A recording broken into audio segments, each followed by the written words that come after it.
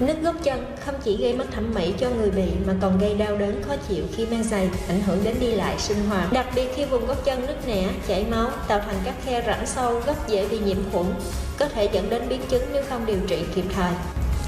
Kem dưỡng da chân Fit Up Repair and Smooth của Oriflame chỉ nứt nẻ gót chân với thành phần chứa ure, bơ cacao, panthenol và hợp chất Mineral 4E, giúp phục hồi bảo vệ những vùng da gót chân thô ráp nứt nẻ.